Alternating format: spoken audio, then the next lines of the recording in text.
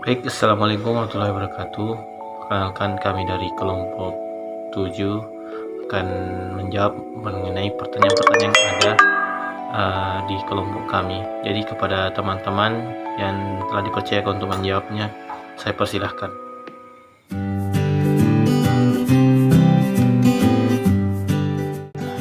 Baik, pertanyaan pertama yaitu, apa yang dimaksud dengan good governance? Good governance merupakan kebutuhan sebuah negara untuk terciptanya suatu sistem politik pemerintahan yang lebih berpihak kepada kepentingan rakyat sesuai dengan prinsip-prinsip demokrasi secara universal. Nah, good governance juga dapat dipandang sebagai suatu konsep ideologi politik yang menjalankan prinsip-prinsip umum pemerintahan yang harus dijadikan pedoman dalam menyelenggarakan kehidupan negara.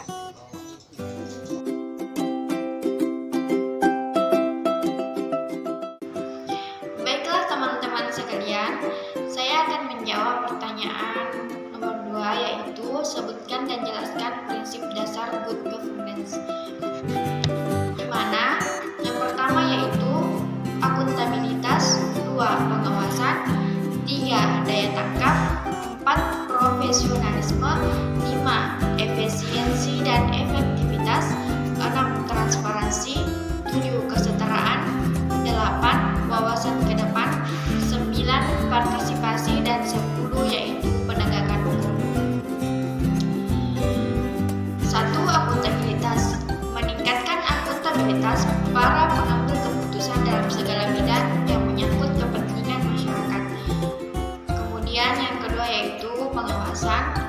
Meningkatkan upaya pengawasan terhadap penyelenggaraan pemerintah dan pembangunan dengan mengusahakan keterlibatan swasta dan masyarakat luas. Yang ketiga yaitu daya tangkap. Meningkatkan kepekaan para penyelenggaraan pemerintah terhadap aspirasi masyarakat tanpa terkecuali. Kemudian yang keempat itu ada profesionalisme. Meningkatkan kemampuan yang moral penyelenggaraan pemerintah agar mampu memberi pelayanan yang mudah, cepat, tepat, dan dengan biaya yang terjangkau. Kemudian yang kelima ada efisiensi dan efektivitas. Menjamin terselenggaranya pelayanan kepada masyarakat dengan menggunakan sumber daya yang tersedia secara optimal dan bertanggung jawab. Yang keenam ada transparansi. Menciptakan kepercayaan timbal balik antara pemerintah dan masyarakat melalui penyediaan informasi dan menjamin kemudahan di dalam memperoleh informasi. Ketujuh ada kesetaraan. Memberi peluang yang sama setiap anggota masyarakat untuk meningkatkan kesejahteraannya. Yang kedelapan yaitu ada wawasan ke depan. Membangun daerah berdasarkan visi dan strategi yang jelas dan mengikutsertakan warga dalam seluruh proses pembangunan sehingga warga merasa memiliki dan ikut bertanggung jawab terhadap kemajuan daerahnya. Kemudian yang kesembilan ada partisipasi. Mendorong setiap warga untuk mempergunakan hak dan dalam menyampaikan pendapat dalam proses pengambilan keputusan yang menyangkut kepentingan masyarakat baik secara langsung maupun tidak langsung. Kemudian yang terakhir atau yang ke-10 yaitu penegakan hukum. Mewujudkan penegakan hukum yang adil bagi semua pihak tanpa pengecualian, menjunjung tinggi hak asasi manusia dan memperhatikan nilai-nilai yang hidup dalam masyarakat. Itulah jawaban dari nomor 2.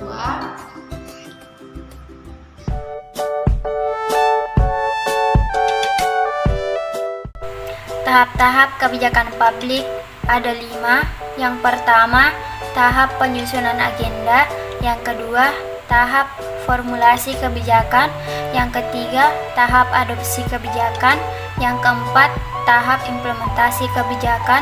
Dan yang terakhir, tahap evaluasi kebijakan.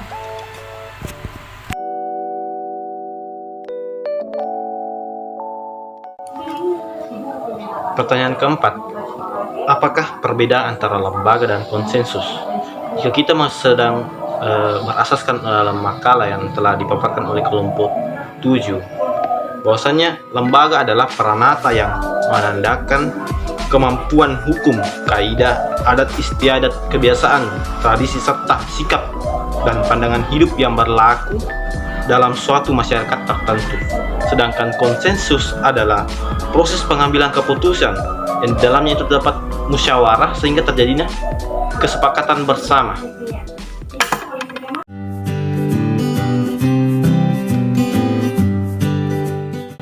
Assalamualaikum warahmatullahi wabarakatuh. Perkenalkan, nama saya Muhammad Aldi. Saya akan menjawab pertanyaan, yaitu sebutkan langkah-langkah praktis dan nasional yang memungkinkan sistem pemerintah dapat berjalan secara efektif dan efisien. Jawabannya yaitu penataan peran dalam kelembagaan pemerintah dengan sasaran terwujudnya organisasi pemerintahan yang ramping, efektif dan efisien yang dapat mendukung peran serta masyarakat dan di dunia usaha dalam pembangunan yang berdaya saing tinggi di tingkat nasional dan global.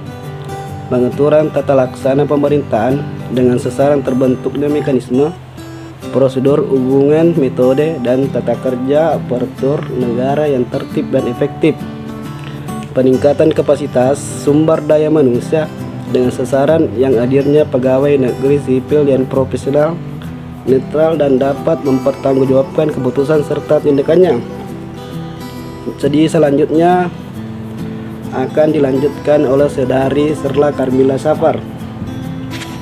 Assalamualaikum warahmatullahi wabarakatuh. Perkenalkan, nama saya Serla Karmila Safar. Saya akan melanjutkan jawaban dari Muhammad Aldi. Pemberantasan KKN dengan sasaran tampilannya aparatur negara yang bebas KKN dan kinerja instansi pemerintahan yang akuntabel. Peningkatan kualitas pelayanan publik dengan sasaran terwujudnya pelayanan publik yang sederhana dan transparan. Peningkatan kualitas pelayanan publik dengan terjadinya sasaran terwujudnya pelayanan publik yang sederhana, transparan, tepat, dan terjangkau, lengkap, wajar, serta adil. Itulah jawaban dari saya. Sekian dan terima kasih.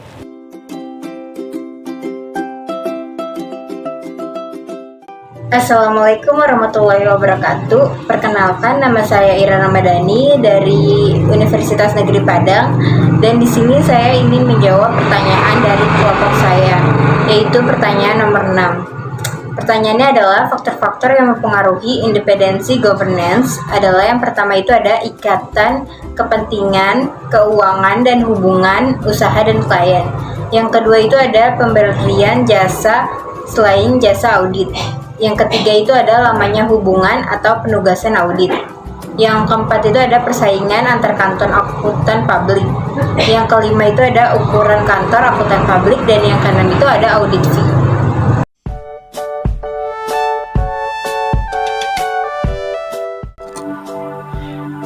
Tipe-tipe keputusan yang menjadi konsensus.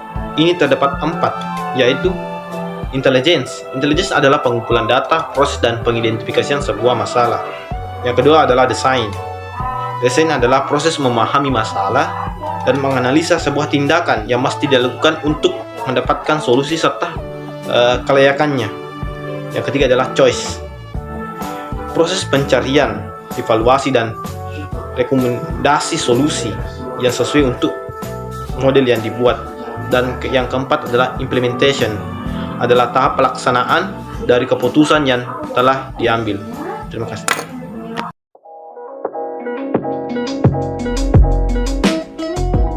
Tahap implementasi kebijakan merupakan suatu program kebijakan hanya akan menjadi catatan-catatan elit jika program tersebut tidak diimplementasikan. Oleh karena itu, keputusan program kebijakan yang telah diambil sebagai alternatif pemecahan masalah harus diimplementasikan, yakni dilaksanakan oleh badan-badan administrasi maupun agen pemerintah di tingkat bawah.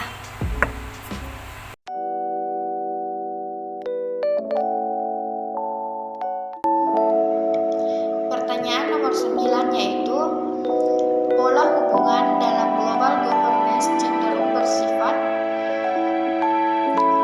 Pola hubungan dalam global governance cenderung bersifat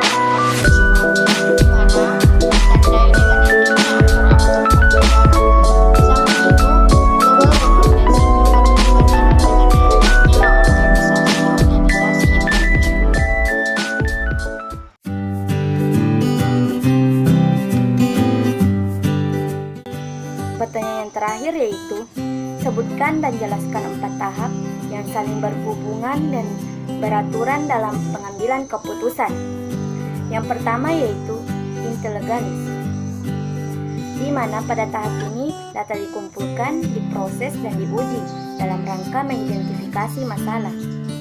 Yang kedua yaitu design, di mana tahap ini adalah proses memahami masalah, kemudian menemukan dan menganalisis tindakan apa yang dapat dilakukan dalam rangka menemukan solusi, serta menguji kelayakannya. Yang ketiga yaitu QoS, di mana pada tahap ini dilakukan proses pemilihan di antara berbagai alternatif tindakan yang mungkin akan dijalankan. Tahap ini meliputi pencarian, evaluasi, dan rekomendasi solusi yang sesuai untuk model yang telah dibuat.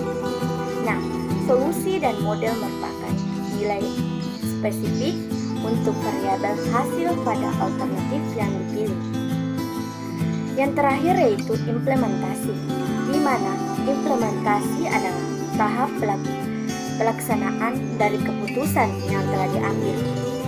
Nah, pada tahap ini diperlukan untuk menyusun serangkaian tindakan yang terencana, sehingga hasil keputusan dapat dipantau dan disediakan apabila diperlukan perbaikan. Itulah jawaban mengenai pertanyaan yang ada pada kelompok kami. Lebih dan kurangnya mohon dimaafkan. Billahi fi sabilil haq wastabil khairat. Wassalamualaikum warahmatullahi wabarakatuh.